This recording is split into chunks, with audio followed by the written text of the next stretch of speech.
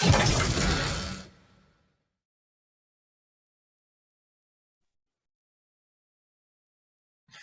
folks. Hey, this is Dr. Terry and Tom, and we're here with another exciting episode of the Metaphysical Mysteries, the most interesting part of your day.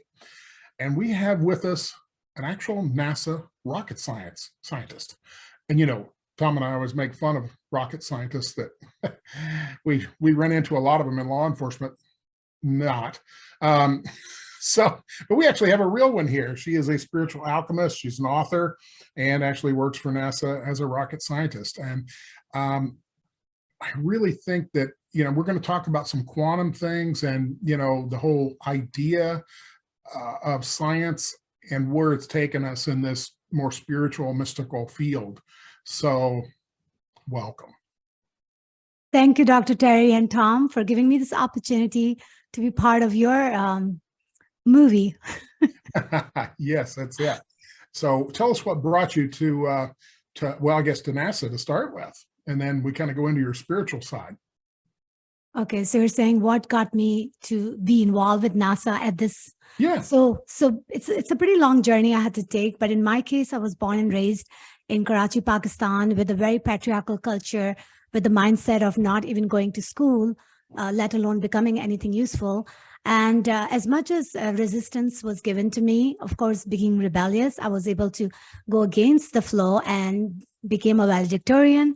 I had an arranged marriage, which is how I came to America, Los Angeles, with a man whom I only spoke for 1 hour. And when I came here, I had to learn to speak English to survive the marriage and the life that was waiting for me. And also went to UC Irvine to get my electrical engineering degree. And then from there on, I have been working on all the projects that are kind of unique in terms of something innovative. So started with Inmarsat satellite phone, and then International Space Station when it was in its prime. And then even basically went to military and did the missile like GMD, a ground-based mid-course defense.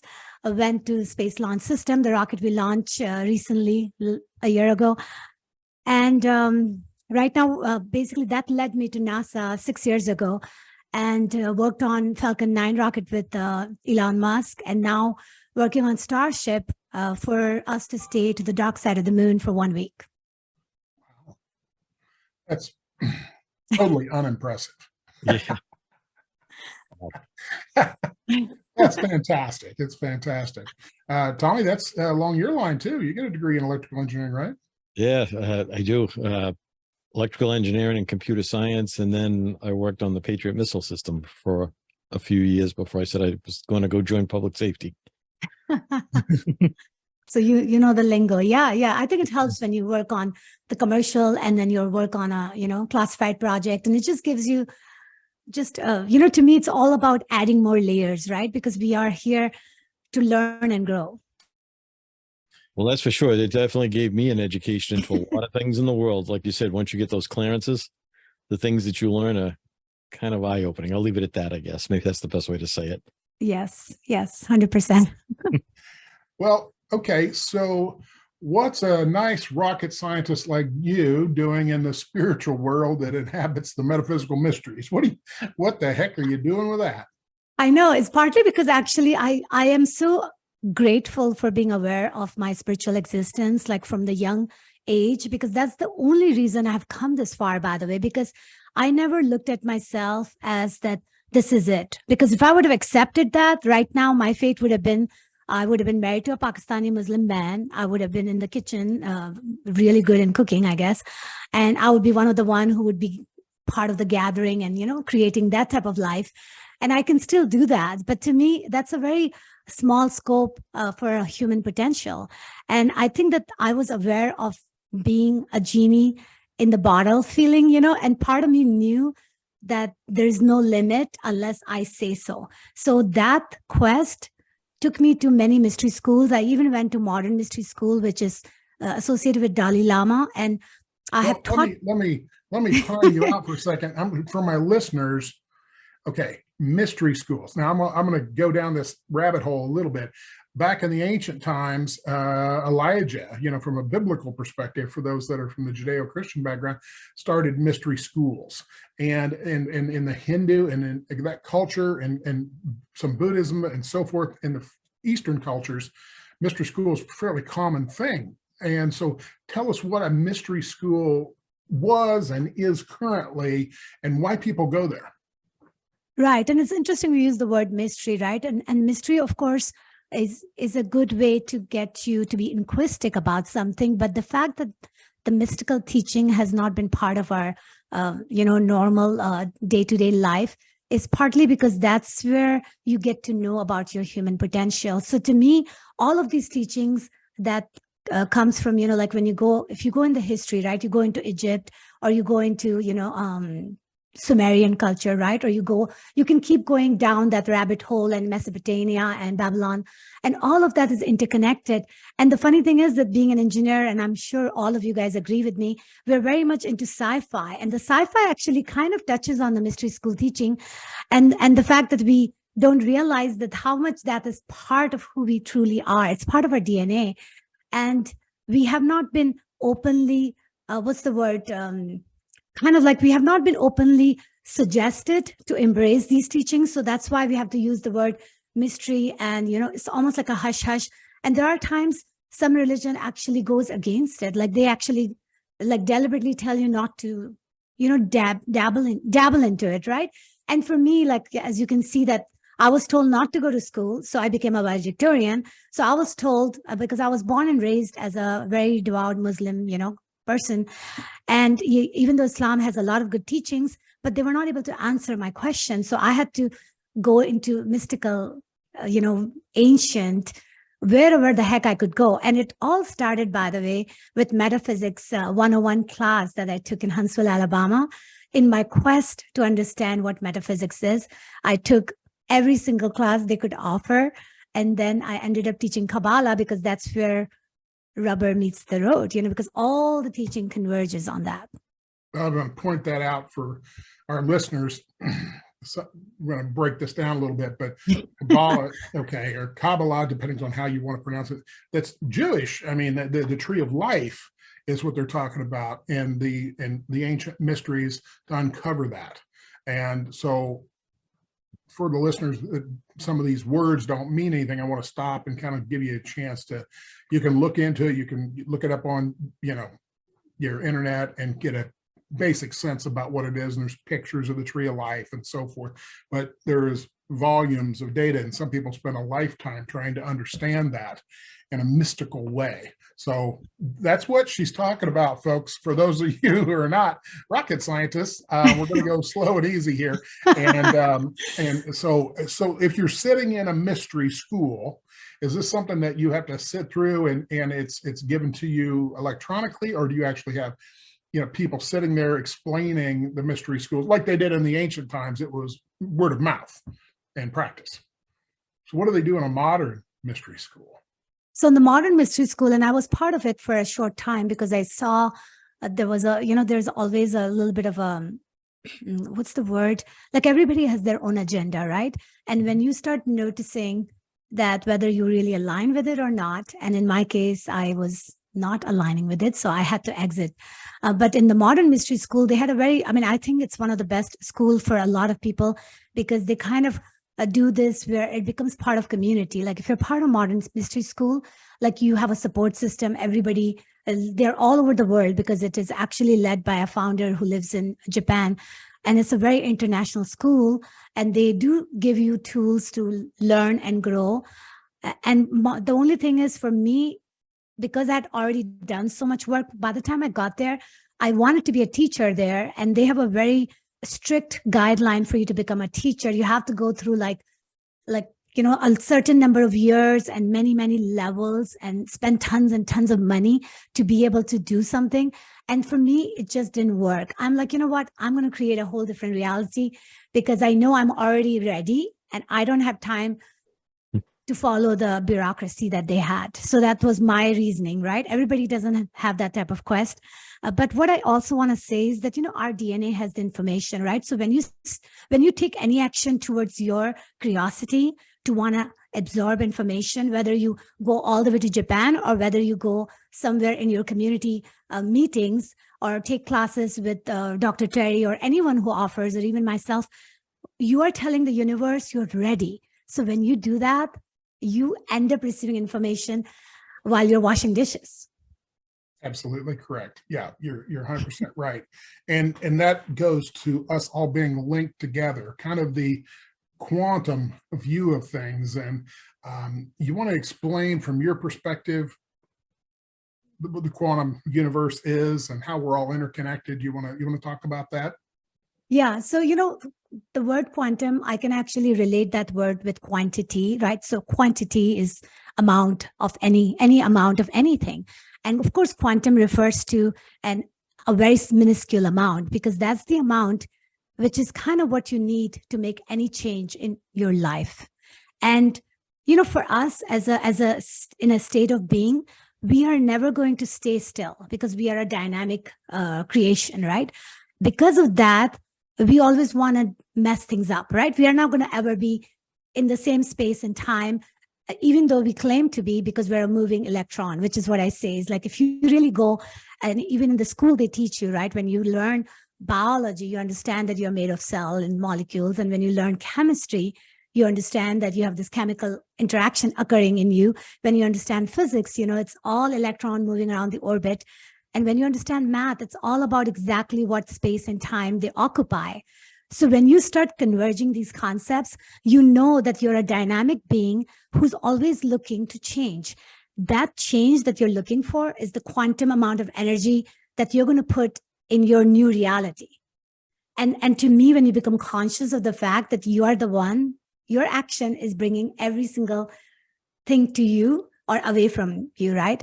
So that to me is the dance we're all playing. And the quicker we can understand this cause and effect, we're not going to be blaming the whole world for all our problems, because we are the world and we are the problems and we are the solutions. Absolutely. Tom, you want to break any of that down from your perspective? Man, I can picture just people listening to this right now going, what was that just now? But it's true. It's funny because having the similar kind of background, I've been telling people for years that you're nothing more than electricity, essentially. And if you understand math and you understand frequency, you have a pretty good handle on where we're at and what we are. It's just trying to take those complex structures and bring them down to something that makes sense to the average person, right? Myself included. When I was studying this stuff, I'm like, okay, this is really good, but how do I make this in English? So that's kind of way I take it. So exactly right. Yeah. And if I can help, let me know. I mean, you can ask me maybe simple question, and my whole thing is that it's ironic that majority of the people who are listening here, right? They probably have gone to school to some level. They have accomplished some sort of education. They have done the basic biology, math, physics. The biggest challenge we have is the interconnection that Dr. Terry brought up, is that if we truly start seeing that how every single thing is as above, so below, every single thing is connected, whether it's a thing, whether it's a phenomena, it's just a matter of perception. Then we can all truly look at the world differently, and the world will be different because of quantum physics. Right.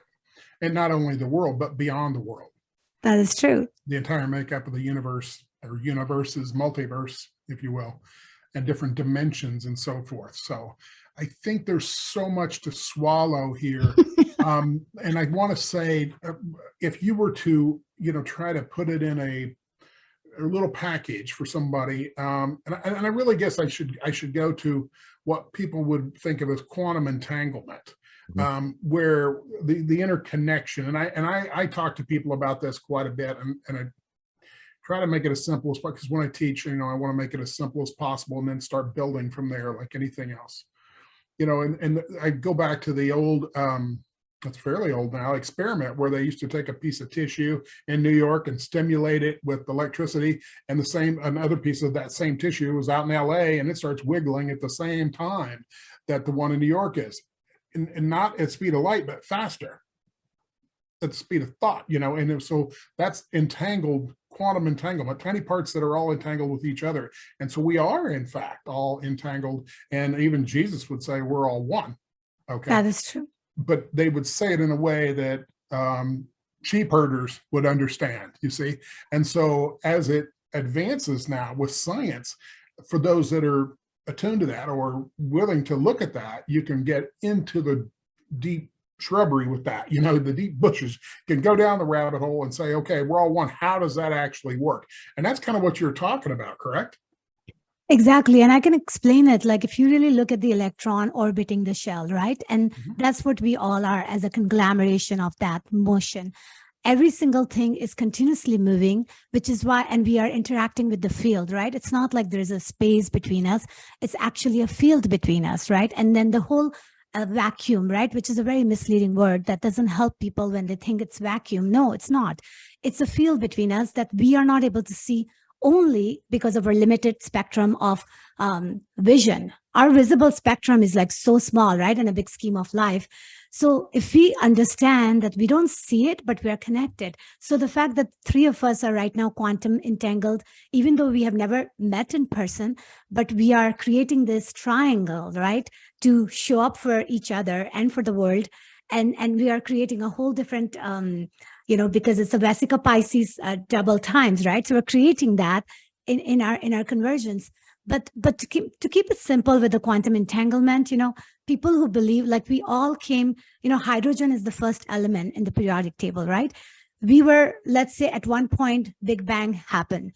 In that Big Bang explosion, we are all one, like you said. So we all have already been together and then we got separated. So on a very larger spectrum, every human being is quantum entangled with each other. It gets more exciting when you have a emotional tie with someone, or when you have a relationship with someone, or when you have spent time with each other and then you've separated, because then you have more information to base your entanglement on. You see my point? So that's why with some people, you're going to have that connection. And I can tell you, like any mother who is listening, who has breastfed their baby, they can say that, like, you can be anywhere. And if you're working and if your baby is hungry, it's like your breast starts spitting out milk. I mean, it's quantum entanglement in a very general way. Sure. Absolutely. And so as a spiritual alchemist, how does this play into your practice there? How does it play in my practice? Yeah. So as a spiritual alchemist, the fact that I always knew that I'm a soul encompassed in this body, like the body is just a vehicle for me. And I work on space vehicle, right? It's all spacecraft. It's all rocket. So it got me more in touch with my ascension self, right? Because we all want to ascend to whatever level we can every single day. And the very fact that, like Tom just said, right, that we're electrical being.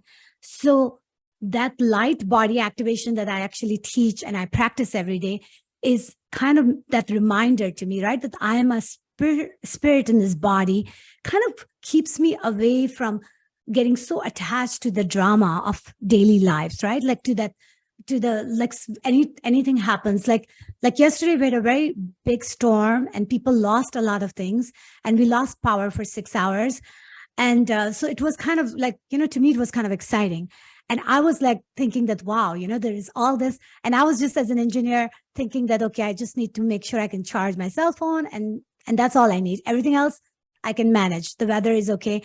So that to me is what I think, that if we can be aware of our spirit self, we are no longer going to let other people kind of, take over the control of our emotions easily. Right. Tom? Yeah. So what do you think about the theory they talk about all possibilities exist and it only becomes reality when you focus on it and you get the collapse of the potential? Can you explain that to people a little bit from your perspective? Yes, I 100% agree on it. And, the reason with the possibility being not like, because the possibility has to be building on something else, right? Because everything builds on top of each other, right? So that's the reason your belief on what that possibility is derives the results, right? So like if I'm sitting here and I would want to say something that is a little bit far-fetched for me, like if I say, that, well, I want to be president of America, right? Now, that is a little far-fetched for me because I'm not even born here. And I know the rules of becoming an American president. So that's not going to be like, because I'm already questioning it for myself, it's going to become harder and harder for me to converge with that reality.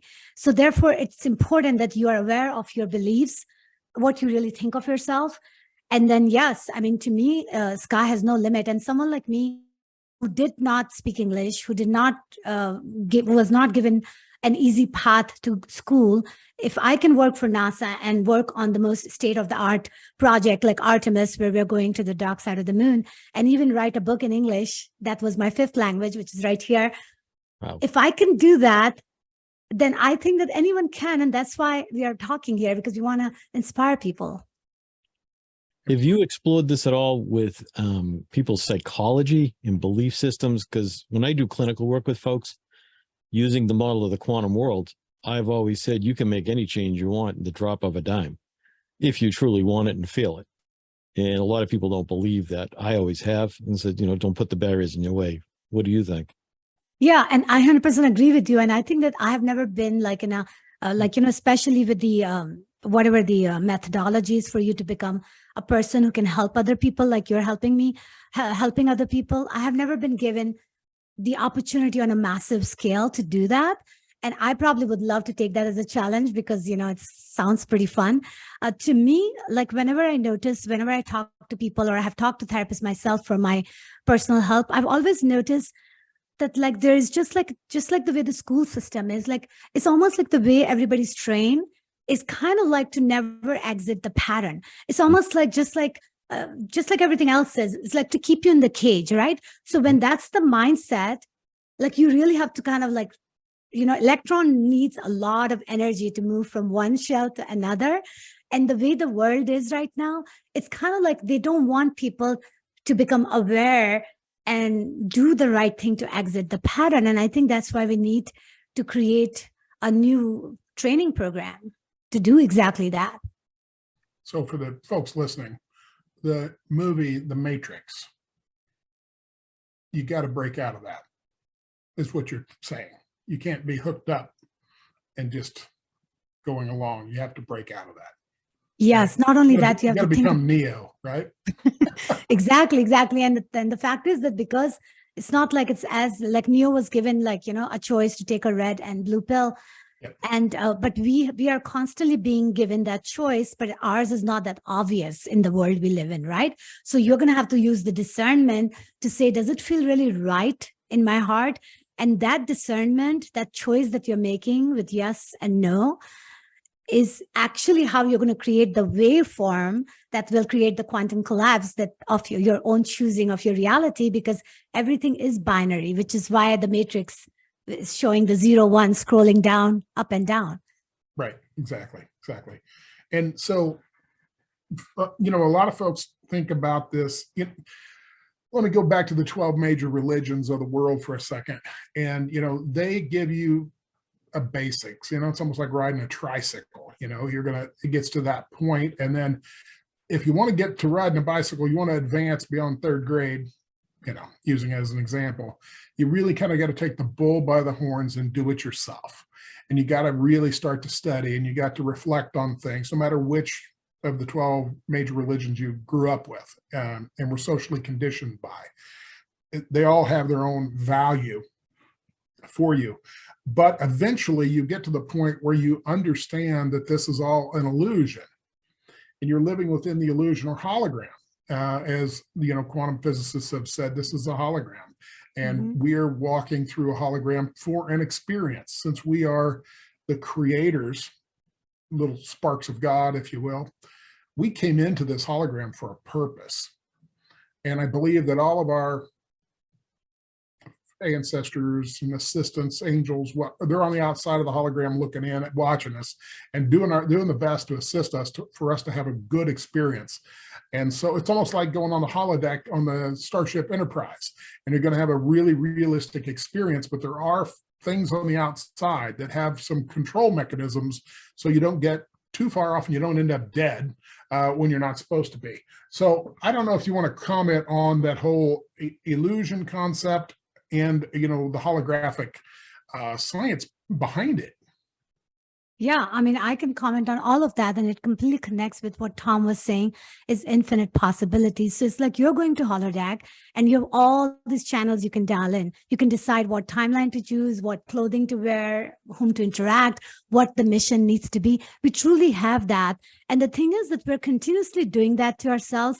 The only reason we are so unaware sometimes is because our subconscious runs the show most of the time.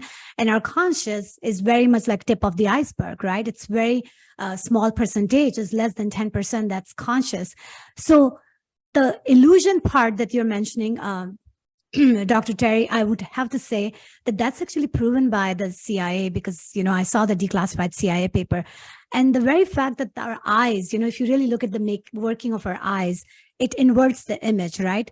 Our brain and everything, our hippocampus, all of that kind of decides like how we perceive information. Because if you think about it, anytime when you see information, you truly have all these data processing going on within your brain to decide based on your memory, based on your track record, that whether you should feel good, bad, whether this is an apple or orange. So all that processing that we have been teaching ourselves since we were babies has kind of compounded for you to experience what you're experiencing.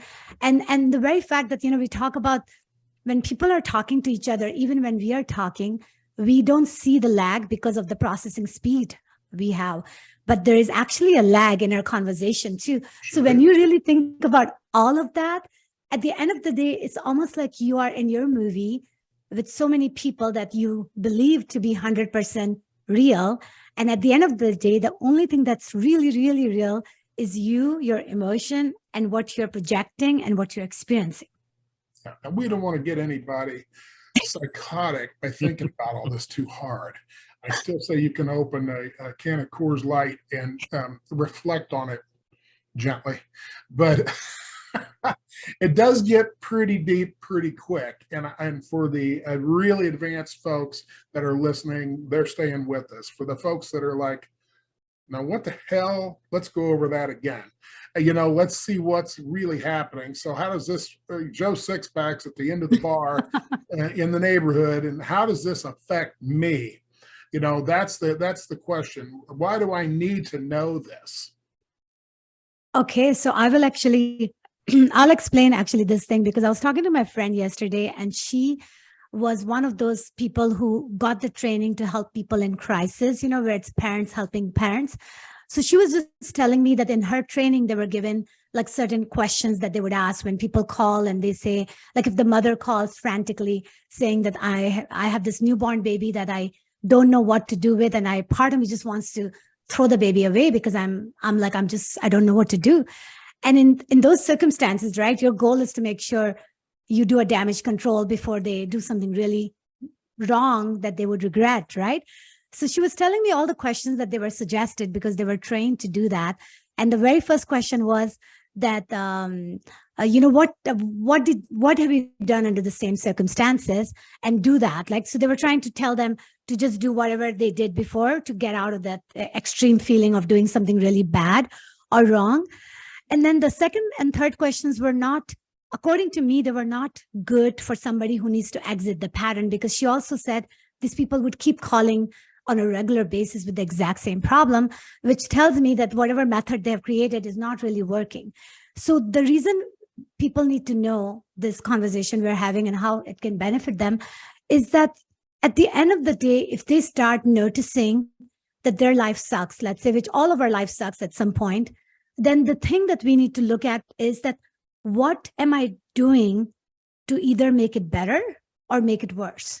Because that is the step. You're continuously dancing with that binary, right? Yes, no, matrix, discernment. So the choice that they're making, or even if they're not making, has a consequences to it. Because Newton's third law of motion, right? Cause and effect. So if there's one thing that everybody can at least do, is that when we use the example of holodeck, which seems like holy shit, but technically, just like in the holodeck, you're deciding what to do with your life through the experience. It's the same concept in your real life. Like every time when you do anything, if you go for a coffee with a friend that you like and love, then you are saying, I want to enjoy life. If you go on a bingo night that you don't care for, then you are basically saying that I'm doing it even though I don't like to. You see? So you have to ask yourself, because you're the only one who knows what you really like and what you really don't. Right. Well, we're all socially conditioned as little kids. That first 7 years, particularly, man, you're almost, there's like a program that you're programmed to run based on the totality of your living experience, your parents, your grandparents. I call them demigods. Mom, dad, preachers, teachers, aunts, uncles, anybody in apparent authority over you, the little you. And so you absorb all this stuff. And since you just came from the other side where everything is love and everything's true, you believe all this stuff. And so by the time you're about 30, you have all these truths, half-truths, and falsehoods that are in your file, in your brain. And so when something comes into your awareness, it gets sorted through all those files, true, half-truth, and complete falsehoods. And that becomes your, basic awareness of life for you, your concepts, what's going on. And I really believe that people run on those programs without realizing that they are. And so we oftentimes tell them, to be aware in the moment of what's actually going on. Now, that's a lot easier said than done. So you actually have to stop people and go, wait a minute, why are you saying this? Well, that's just the way it is. No, why are you saying this, or why are you believing this? And you were programmed to believe certain things. It's how civilization is brought up. And so I've often said that the greatest of gifts, because people have gifts, or psychic or mediums or healers or whatever, they get gifts, and Bible list gifts, all the sacred books list gifts that people can have. But discernment, you've said that word several times. I've always said discernment is the greatest of gifts. It gives you a sense of being able to look beyond what's right in front of you to discern, is this good? Is this bad? Is this right? Is this wrong? Am I in the moment right now? And am I okay right at this moment? Because anxiety, is those things that are, future fear, stressors from past fears, and that sort of thing. But am I okay right at this moment? And time is an illusion as well. And so you can really get in the weeds with all of this, and really, that's why I take it in little bits for people, and where they can bite it off. How do you eat an elephant, right? One bite at a time. So for the listener, I'm going to tell you that I think we're going to recommend some books here in a little bit on how to get started on some of this stuff, some of these journeys to understand. And, we've been doing life after life after life. So we keep coming back for more and more experiences, and each one's kind of pre-programmed with, the theory is you pick your parents, you pick your grandparents, all this stuff. You pick your genetics, your DNA, what you're going to be, male, female, whatever race you're going to be this particular round. And I'd really think that, just a side note, if everybody knew they had been male, female, black, white, red, brown, yellow, we would all probably treat each other a whole lot better worldwide if they actually understood that. You know what I mean? Right. And the very fact is that we are one, because we all are, hydrogen element, Big Bang theory. So from that perspective also, it's like, we have basically a projection of whatever we call God or source light or primal creation, so many names, right? But at the end of the day, yeah, we are all interconnected, because that is just the fact, right? So the fact that when we are fighting, when one piece is fighting with the other, or it's almost like one child is fighting with the other child. It's almost like why waste your energy in that, right? Why not we work together and then interact with other species that are not human, because they also have similar polarity going on, right? Or duality going on, where they are. And it's all because of the decisions that we make every day. But I wanted to make sure that people who are listening, if they're wondering what can they do, one thing that we all have to own up to is our feelings, because that's the only one thing that nobody can feel. I can't feel for Tom, and Dr. Jerry, you can't feel for me. we are feeling within ourselves. And right now we are the only one witnessing it. And because of that, we should use that as a gauge, because that's what will help. Because no matter whether we live in illusion or not, what you feel, and when you feel pain, it truly does, it's real. When you feel good, it's real. And that part is real. So to me, that's why we have to honor our feelings and use it as a gauge to decide what the next step should be. Let me ask, I'm going to switch gears on you a little bit. We probably beat that horse to death there, which is fine. I'm going to jump in the next horse. Since you're working in the space field, what is your view? Because we've had MUFON investigators and so forth here. What's your view of the UFOs or UAPs and so forth? What do you think about that? I personally think that they have been all around us for longer than we have claimed. Some people have been waiting for them to come to Earth. And I believe that they have been on Earth from the very beginning. They have been in this hunger game with us for forever. And it's because of that. It's because of that type of stealth, illusion selling thing going on. And the very fact that it has been hush hush when you watch Men in Black, and the fact is that if you experience something that's really like you, holy shit, then they, erase your memory. All of those technology do exist as well. So that's the reason the whole thing looks like such a big mystery. But to me, it is kind of like, it is a fact that we have other beings with us. They're different from us. And we are, that's just the way it is. How do you think we'd identify another being if they looked just like us? Actually, you're right. And I think that's a mindset there, right? Because we have been continuously told, narrative again, that there's nobody other than us.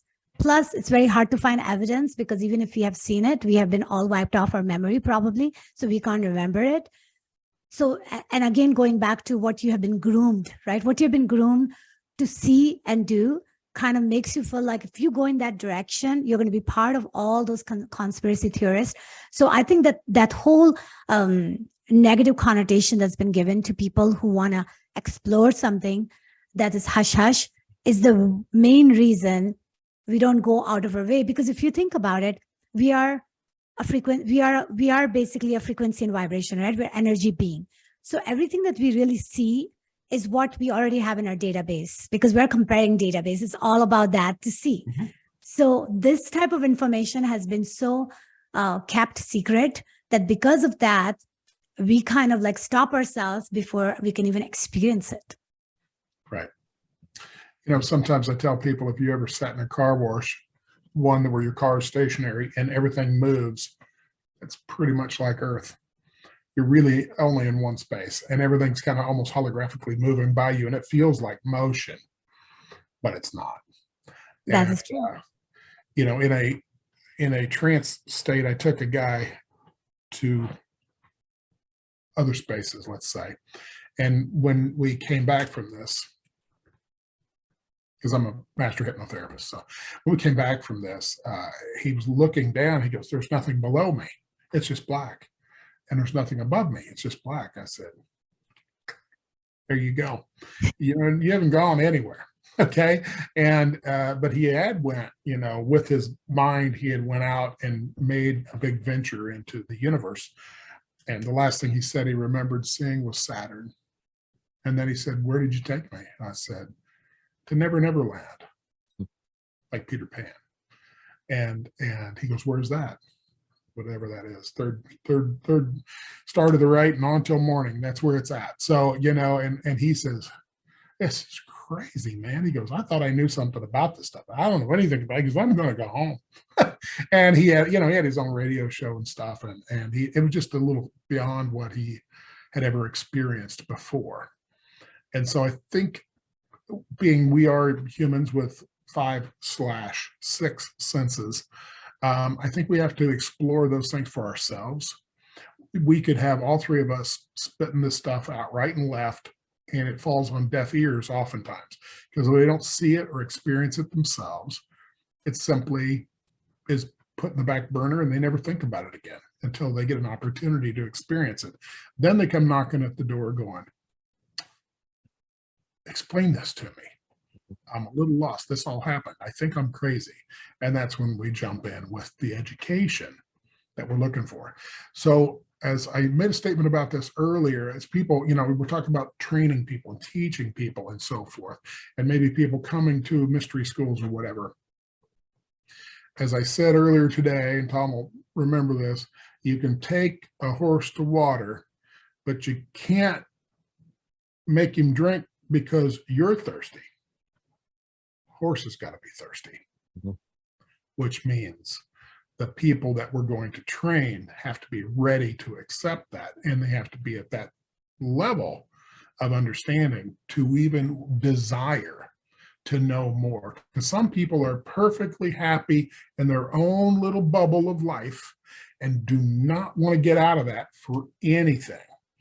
One of the very first books I recommend to people when they're wanting to pop their bubble, and I'm going all the way to the basics, is, and a lot of people have heard me say this before, but I truly believe it's a great book to get started.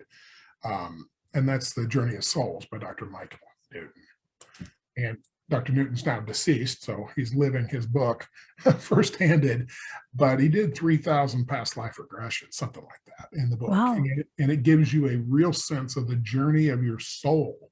Once you understand your soul is making these journeys, then some of the things while we're here that you explained make a whole lot more sense. We're like, oh yeah, I am on this journey, but I've done this hundreds of times. And what am I learning in this particular lifetime? And I am all entangled with everybody else. And we're all playing a role in each other's play and or TV show or movie or whatever you want to, but we're also the director, the lead actor or actress, and we're also the producer. So if we want to change how our show comes out, how it ends, we can. And we have the power and authority to do that. And I think once people kind of get a grip on it from real simple stuff, then the more complex things that we're talking about here today start to fall in line and go, oh, that's how it works behind the scene. Kind of like the Wizard of Oz, he's got the curtain. The little dog Toto starts to pull the curtain back, and he says, don't mind the man behind the curtain, this kind of stuff. Well, that's what we're doing here. First, you got to have the dog where he gets there, and then pull the curtain back. And then there we are talking about these elements and these sophisticated thoughts about what all had happened to that point with the illusion. And so I really feel like people need to get the basics. I know you're writing a book, so let's talk about your book. Or you already did a book, I'm sorry. Let's hold that up again and give us an overview of what that book is all about. There you go. Okay. Yeah, so the book is called The Quantum Being, and they can find it on Amazon.com. Basically, The Quantum Being, I wrote this book, and the subtitle says Self-Sustaining and Magnificent Human Craft, because I treat ourselves, as I said, we are a vehicle, right? That is housing the soul.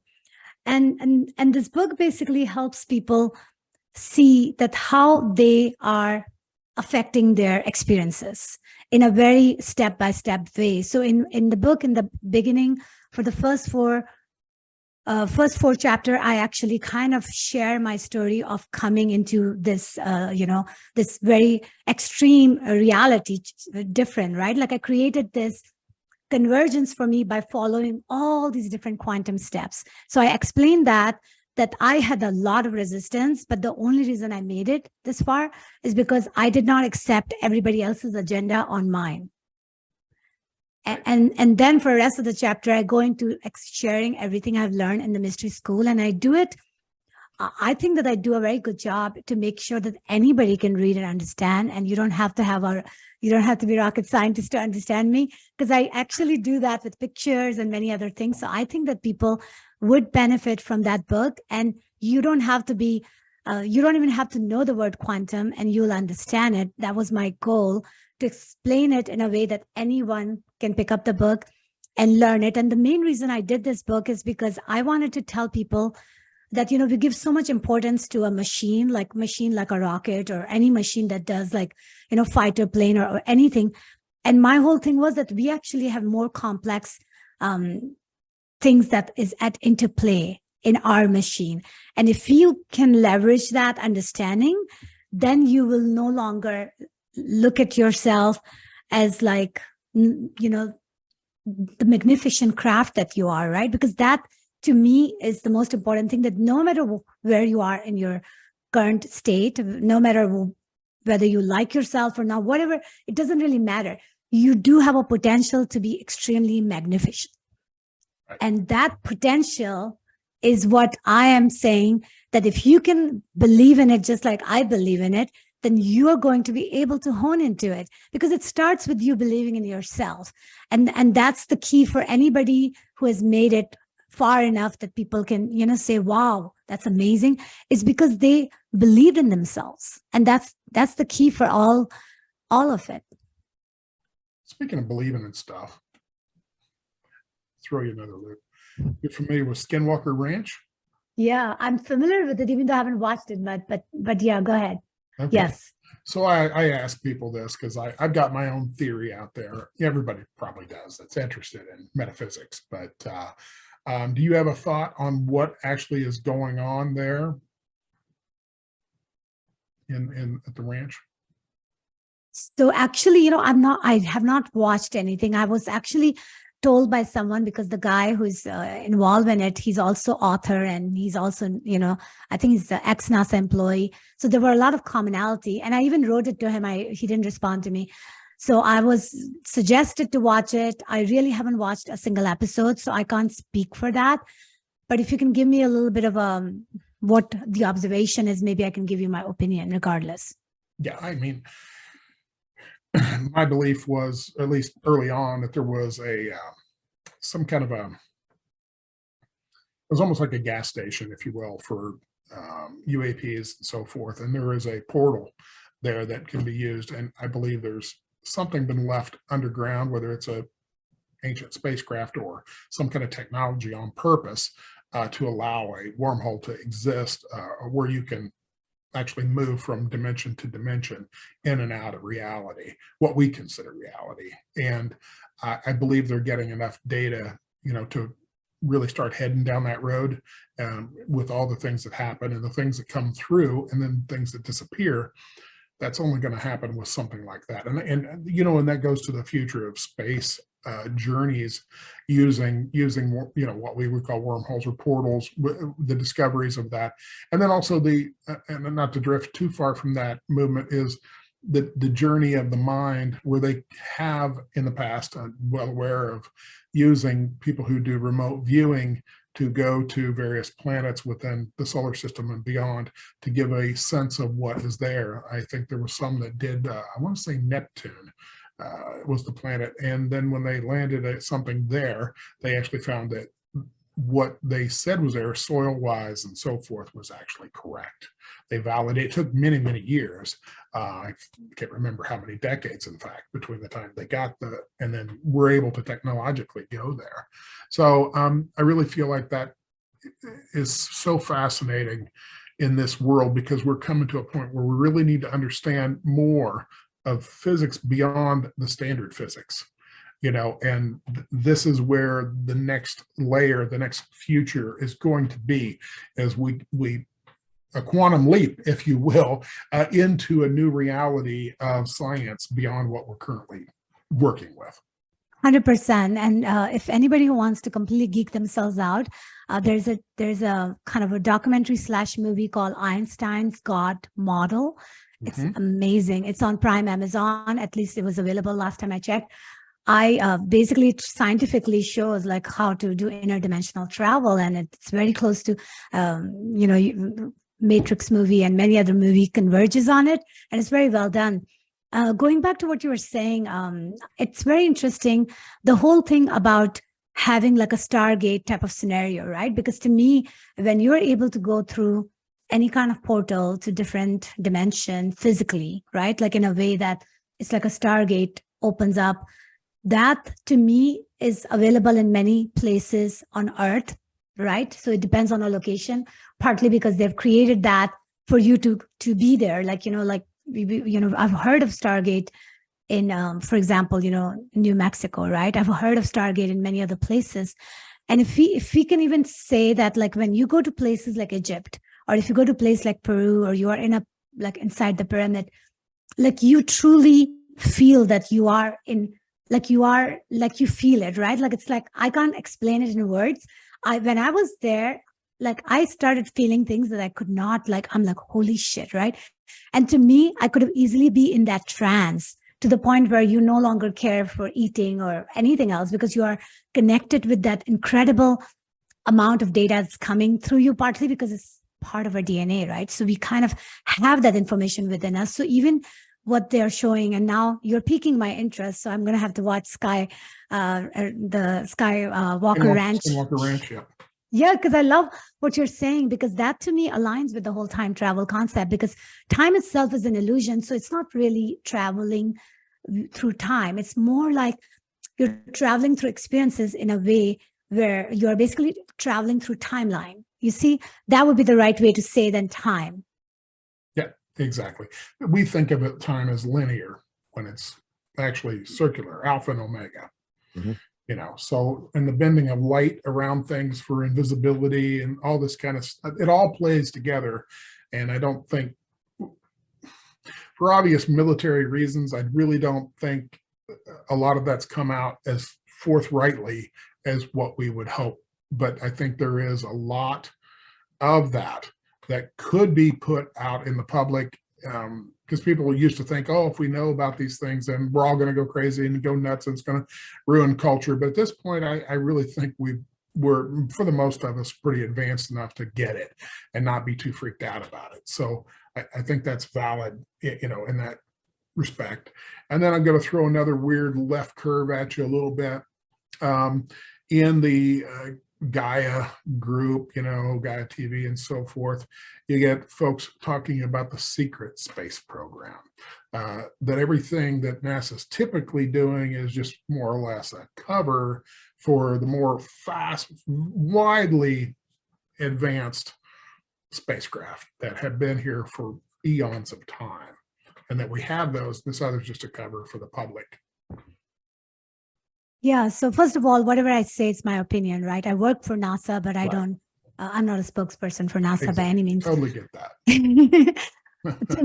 to me, like, you know, the whole cover up thing that you mentioned, I think that is aligns with the illusion, right? So if you really think about how everything is like a setup, right? Like it's almost like if you work in a mine and you collect a certain kind of metal, and then you're told that the metal is going to be used to send it to some poor people or whatever the thing is bullshit, right? Because whatever the real reason is, you're not going to ever be told, because you're only used for your work, because it's like a need to know basis, right? I mean, that's just the terminology that is actually not only that in our world. I think to some extent, everybody's selling a perception. So if NASA is selling a perception, you ask me whether they are or not, I'm sure that they are, right? I don't really know what is the reality, because I'm also a pawn in the big game scheme of life, because I work for them. But I have to say one thing, that the very fact that we are actually really taking steps now to go to the moon and really go to the Mars, and that is going to happen in the next 10 years, no matter what, whether NASA does it or SpaceX does it or China does it or India does it, it's just a matter of when we converge with that experience, right? Because I don't want to use the word time. So what I'm saying is that I think that veil is breaking away, and the more and more people are actually recognizing the fact that things are not what they seem. I think that is the way we are going to do it together, because we're going to need everyone's help to pull this curtain off and see things for what it really is. And as we're aligning with our true calling, and if truly I'm working with a corporation that is not truly aligned with my ultimate goal, then I'm going to be given an opportunity to show up as a light being somewhere where I can be better of my caliber, right? So to me, I think that to me is the dance, right? It's the electron dance. And I can tell you guys, I have been working pretty hard actually to find other ways to kind of like, spend my mental capacity. And I haven't found anything yet, but that doesn't mean it's not going to happen. But everybody I meet at NASA, I have to say, there are people like you guys, They're just amazing people. They're brilliant. They're doctors. They're just cream of the crop of planet Earth. And that's the main reason I stay there, because it's all about whom are you showing up every day, right? Experiencing that dance. And that to me is what I say. The most important thing is people. Everything else is like that black holodeck image that you said your client experienced during the hypnosis. That's true. Yeah, it is. Tommy? I'm going to take you down a different rabbit hole for a moment, if you don't mind. So I'm coming excited. with an engineering background, I know that typically those folks tend to be very critical, show me the proof, all that type of stuff. Of course, now you have this metaphysical side to you. And I believe in the beginning, you said you come from the Muslim tradition. So how do you connect all three of those things to make sense of it? Great question, by the way. Yes. And I think because I can connect all three, that's why I'm so sure about what I say, right? So being a Muslim and that type of teaching and being raised in Pakistan, one thing that I learned, because it's a very heavily populated, Karachi is one of the very populated city. You're always with hundreds of people, go on a gathering, hundreds of people. It made me very much like I understand people, right? I'm intuitively very connected with people. I love people. I just have that connection, and I know how I can, relate to them. So that kind of aspect helped me with that. And then being, like you said, so being Muslim, and then what was the second and third? So trying to align the critical thinking of an engineer with the intuitive feeling, if you will, of someone that's more metaphysical. Yeah. So I think because, and then being analytical and logical is the reason I have chosen the path I did. But then being aware of my spirit and my soul being encompassed in this body, I actually understood that I was always kind of like switching back and forth. Like, you are in the movie and then you're looking at the movie, right? You're in the movie, you're looking at the movie, that observation aspect of yourself. I think that because of me being aware of all of those aspects, I attracted a lot of different experiences. So I have experiences where people have confided in me that they experienced an alien. I can tell you that much. I have people, because, I always carry that energy about me that I'm not going to judge, because I am constantly like a child in the playground wanting to learn and learn and learn. So when you exude that energy, people know that they can trust you, they can confide in you. So I actually have collected enough data in my life with my personal experience and with other people confiding in me that I have no doubt about the fact that there has been, like you said, secret space program, or there's a secrecy about things, and there's a reason for it, right? Because when it's all about power and control, then you don't want people to know everything, because how are you going to control them? Right. Makes perfect sense. Unfortunately, we've been that for decades, right? Exactly. So with all that said, what would you say for you stands out as the most profound experience to pull everything together in your life? Most profound experience to pull everything together in my life.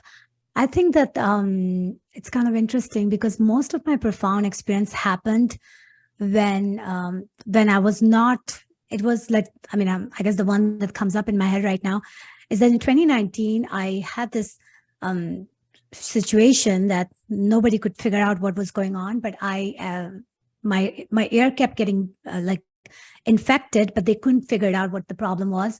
So they hospitalized me, and then they quarantined me. And then they said that because you're a contagion, because you could be a contagion, I couldn't even access any human body or anything.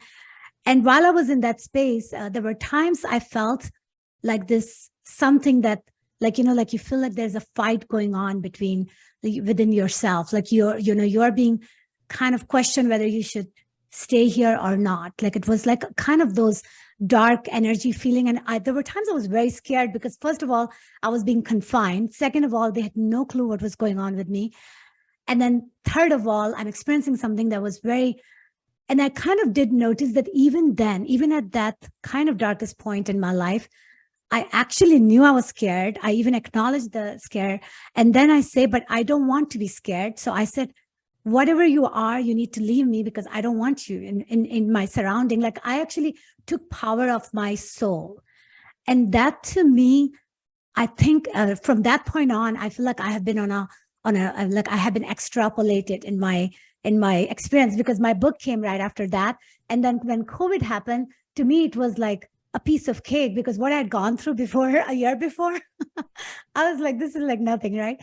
But I think that profound experience made me realize, right, that we are truly beyond this physical vessel, and we also get to choose whether sometime to stay or not. Like, it's almost like that is going on within us too, to some extent. Makes sense. Makes perfect sense. Terry? Well, as we're getting ready to wrap this thing up, I want to say, let's put it this way. If you want to leave the viewers, listeners, with something from this that they should take home, what would that be? That would be the ritual that I actually do every day. And I'll just give them a brief description on that. And I actually teach classes on that to explain that. But the whole thing is, everybody's familiar with grounding. What I would recommend everybody, that grounding is kind of it's kind of a simple word. I would take it to say light body activation, because we are light being. And the thing is that when you really acknowledge yourself, acknowledge the sun, acknowledge the earth that you're standing on or part of it, and then create a bubble around you, like that toric field, what happens is that you connect with the reality for what truly it is. Because it doesn't matter what type of illusion you have created for your life. When you are in that space, even if you do it for 1 minute, the thing is, you basically acknowledge your spirit self. And when you acknowledge that, and if you do that every day as a practice, what happens is that you're not going to be so much consumed by the illusion or the distraction, right? You will be kind of like, and even if you are, every time when you do that, what I'm suggesting, you're going to be like, okay, let me be an observer. Let me activate my soul. Let me look at everything from a perspective of, I am here to experience. Let's make the good one. Fantastic. Tom, you got any wrap up? Yeah, I just want to thank you for joining us. It's definitely been enlightening. I would have to say, in the simplest way, you're a great representation of how to balance that, hard-end intellectual skepticism with the intuitiveness and the whole metaphysical, and put it all together and live it. So thank you for doing that. Well, thank you, Tom. I appreciate that. Shehnaz, this hour has gone by quickly. Mm-hmm. It really has. And, if people want to get a hold of you, what's the best way to do that? Yes, if people want to get a hold of me, my website actually is my first name, last name.com. So it's www.shehnazsoni, which is spelled right there, .com. And my book is one way for them to get to know everything that I have learned up to this point. And I'm ready to party like you guys are. And I'm hoping all of us can converge in whatever holodeck we want to show up at. Absolutely. I really appreciate you being here. I think this, for the show, we haven't really dealt into, quantum physics and, the whole illusion system and all that in any great depth. So I hope this helped people and at least inspired them to go, check out a couple of books in that realm, because that's the reality of what things really are. Not what we're looking at, but how it's actually built from the ground up. So I really appreciate you being here. And for all of us here at the Metaphysical Mysteries, thanks for listening. And we'll be back with another wonderful guest. Have a great day, folks. Thank you, guys. Thank you.